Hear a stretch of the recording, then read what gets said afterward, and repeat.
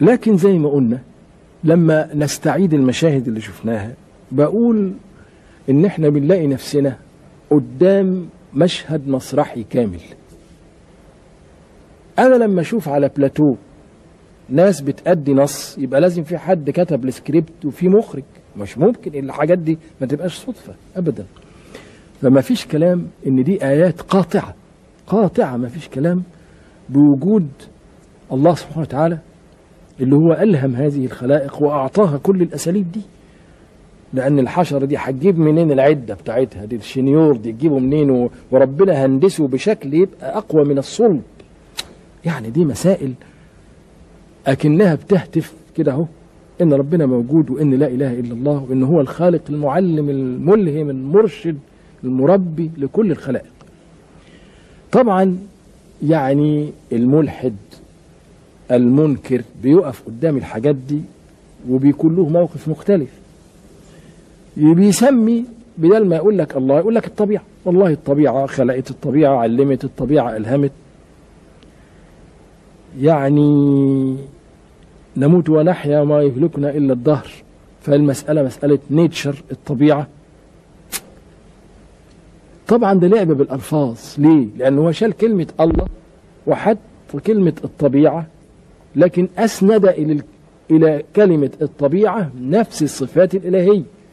فالطبيعة اللي بيقول عنها الطبيعة بنشوف إن هي تتصف بالعناية، القدرة، الرعاية، الإرشاد، الخلق، التدبير، الربوبية.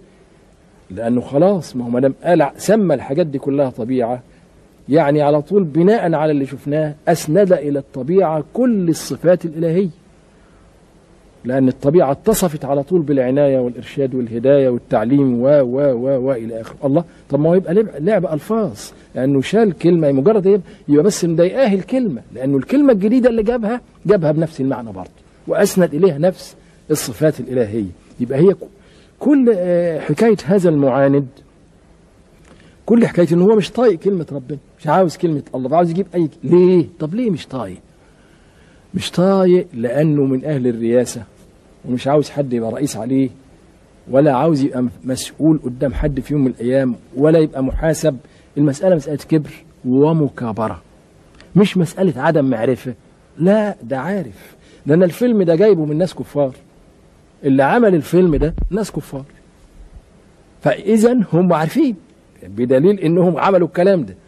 إنما هي إنكار الإله سببه مش عدم المعرفة، سببه المكابرة وإحساس الإنسان بالغرور والرياسة، وإنه مش طايق إن هو في يوم من الأيام يبقى في رئيس عليه، مش طايق إن يبقى في حد رئيس أبدا، أو آخرة أو حساب أو إلى آخره. فعاوز يدور على كلمة تريحه من حكاية الحساب والحاجات دي، فلقى الطبيعة فقال الطبيعة. إنما هو عارف، ولئن سألتهم من خلق السماوات والأرض لا يقولون الله، اللي هم مين؟ الكافرة والمشركين. لأن في لحظة الجد تسألهم يقول لك الله، من هم عارفين. وربنا يوصف وصف في آية غريبة أو جميلة جدا: وكأي من آية في السماوات والأرض يمرون عليها وهم عنها معرضون.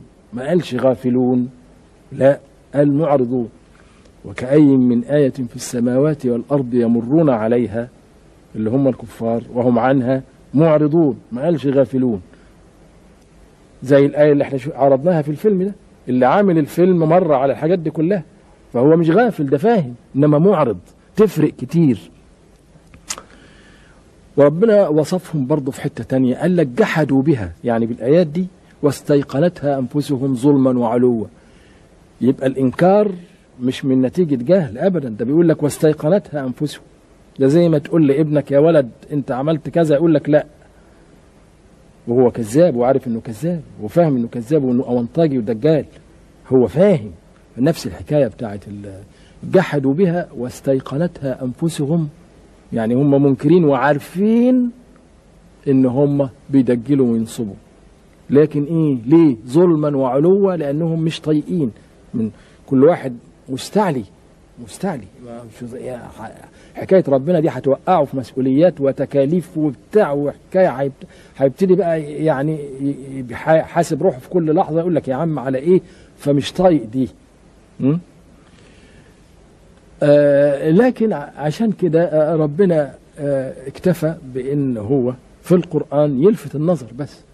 قل انظروا ماذا في السماوات والأرض وقل الحمد لله سيريكم آياته فتعرفونها.